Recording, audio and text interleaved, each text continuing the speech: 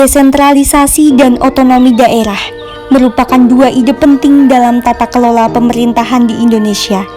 Berbicara desentralisasi, tentu banyak hal yang dapat dikaji, mulai dari pasang surut desentralisasi di mana corak sistem politik di Indonesia sangat berpengaruh pada pasang surutnya desentralisasi. Kemudian bisa bicara terkait hubungan pusat dan daerah dalam situasi krisis, di mana pada masa normal pelimpahan wewenang kepada pemerintah daerah berdasarkan kesepakatan bersama, sedangkan di masa krisis bisa jadi otonomi daerah dihapuskan karena membutuhkan komando dari pemerintah pusat.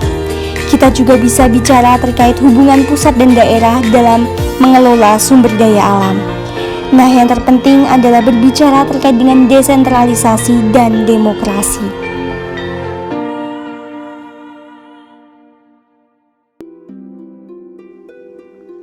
Halo teman-teman semua, Assalamualaikum warahmatullahi wabarakatuh. Selamat datang kembali di konten YouTube saya.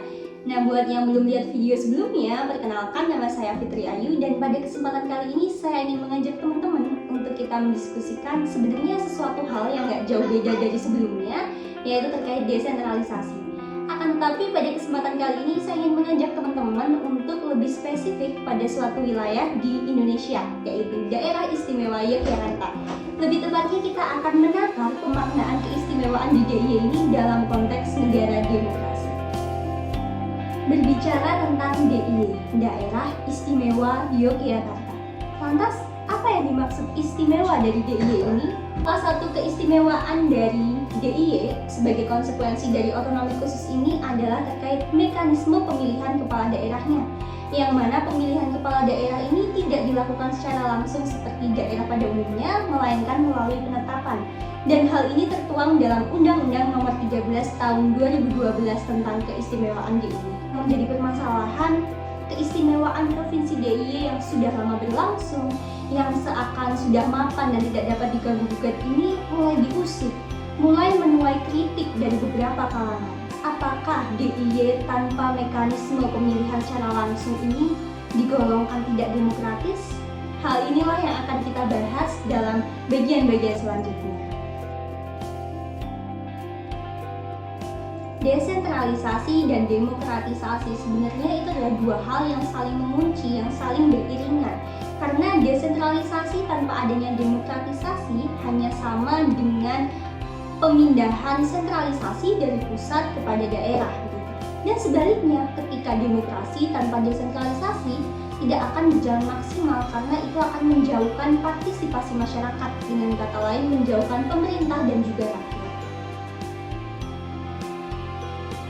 Salah satu hal yang menjadi fokus telaah dalam konteks desentralisasi ialah masalah keistimewaan. Penting banget teman-teman untuk kita tahu kenapa sih Jogja diberi label keistimewaan. Pertama, kalau kita bicara terkait dengan pasca kemerdekaan. Jadi sebenarnya jauh sebelum Indonesia merdeka, itu sudah ada dua kerajaan yang berkuasa dan juga eksis gitu. Di sini ada Negeri Ngayogyakarta Hadiningrat dan juga ada Kadipaten Pakualaman. Kemudian setelah Indonesia merdeka, Sri Sultan Hamengkubuwono IX yang berkuasa di Negeri Ngayogyakarta Hadiningrat bersama dengan Kadipaten Pakualaman VIII yang berkuasa di Kadipaten Pakualaman ini saling menentukan sikap politik mereka. Mereka bersukarela berintegrasi dalam Republik Indonesia, yang ini dibuktikan dengan dikeluarkannya Maklumat 5 September 1945 yang meminta keistimewaan. Nah, kemudian hal ini diakomodir, diterima oleh NKRI dengan dikeluarkannya Undang-Undang Nomor 3 Tahun 1950. Yang kedua, ini terkait dengan kontribusi Daerah Istimewa Yogyakarta terhadap NKRI. Dibuktikan dengan kesediaannya untuk menjadi ibu kota sementara ketika NKRI mengalami krisis akibat agresi militer Belanda yang pertama. Jadi seperti itu teman-teman, kenapa sih DIY diberi label keistimewaan? Karena kontribusinya, kesetiaannya, pengabdiannya, dan juga yang tidak kalah pentingnya terkait dengan histori atau asal-usulnya gitu.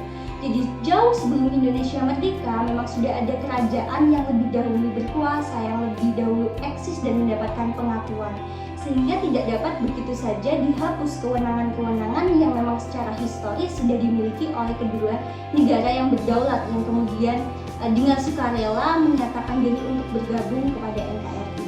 Alhasil, Undang-Undang 1945 pun disusun dengan memuat ketentuan yang memberikan pengakuan dan penghormatan terhadap DIY terkait dengan hak asal-usul tersebut.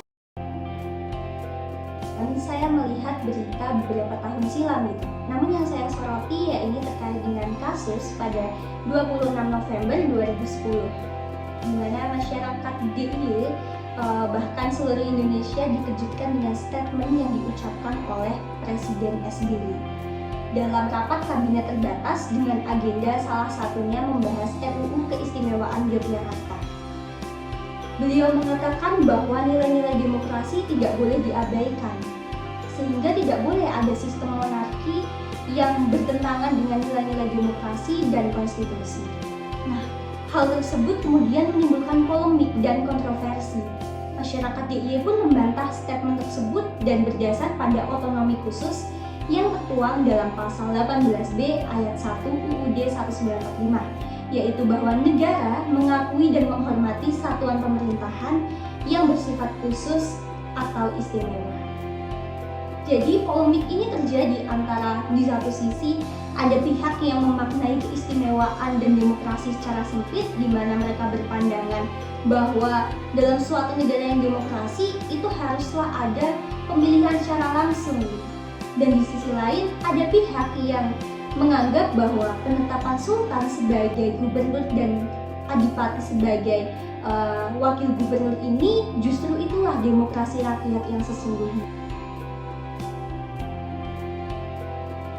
Jika kasus keistimewaan DIY ini dikaitkan dengan desentralisasi, maka ini bisa dibaca sebagai upaya pemerintah untuk melakukan penyeragaman kepada seluruh wilayah terkait dengan prosedur demokrasi ini, tanpa memperhatikan basis dari kekhasan suatu wilayah tersebut. Nah, cara pandang ini hanya berdasar atas pertimbangan demokrasi prosedural seperti pilkada semata gitu, tanpa mempertimbangkan demokrasi yang lebih substantif, yang lebih berdampak pada kondisi masyarakat. Jika kita lihat dari segi demokratis sendiri, teman-teman, demokrasi ini seringkali diartikan atau dimaknai secara sempit, di mana banyak kalangan yang menganggap bahwa masyarakat itu dijadikan sebagai subjek atas pemerintahan. Jadi segala sesuatu berada di tangan rakyat, dan itu yang sering kita dengar. Dan salah satu perwujudan dari demokrasi di tangan rakyat itu seringkali dikaitkan dengan pemilihan langsung. Jadi dianggap bahwa suatu wilayah tanpa pemilihan langsung itu tidaklah demokratis.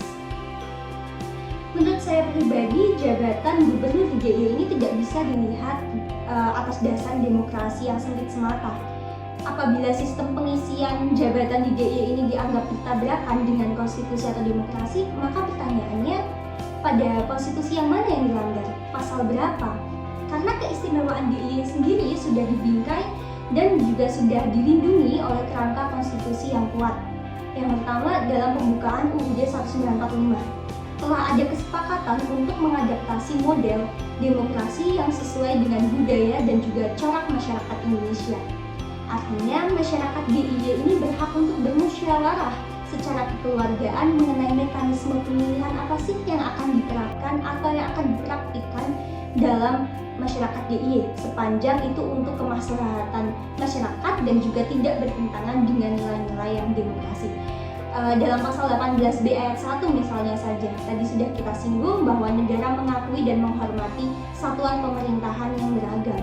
Nah, yang kedua ini terkait dengan Undang-Undang Nomor 13 Tahun 2012, Pasal 7 ayat 3 yang menjelaskan bahwa penyelenggaraan kewenangan dalam urusan keistimewaan DIY ini didasarkan pada nilai-nilai kearifan lokal dan keberpihakan kepada rakyat.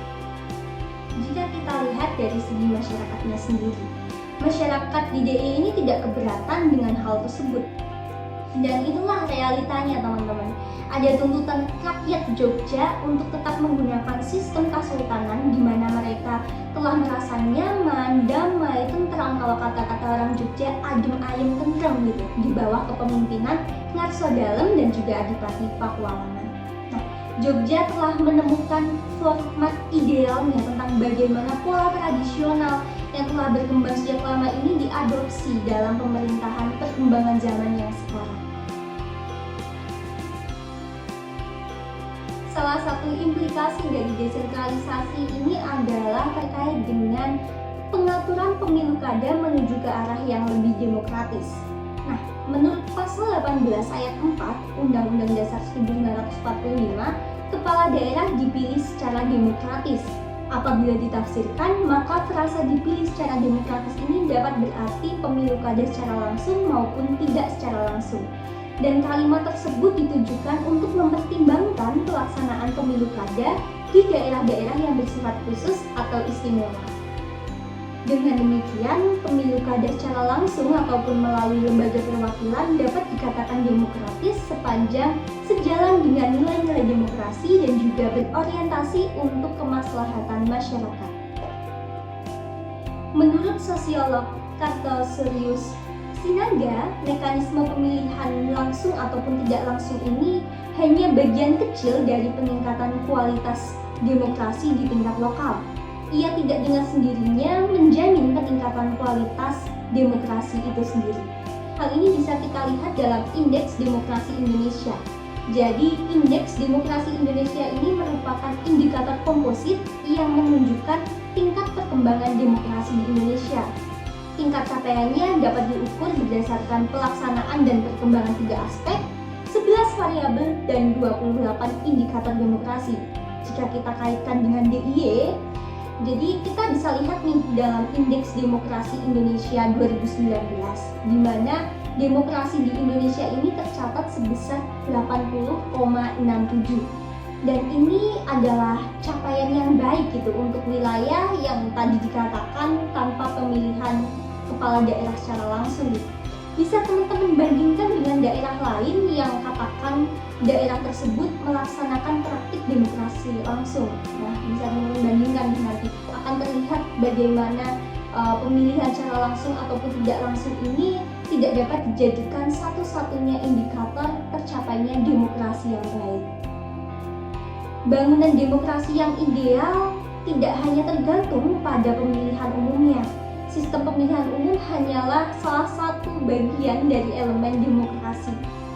Tapi yang lebih esensial dapat mencapai sebuah demokrasi ini adalah terkait dengan substansinya, terkait dengan prosesnya.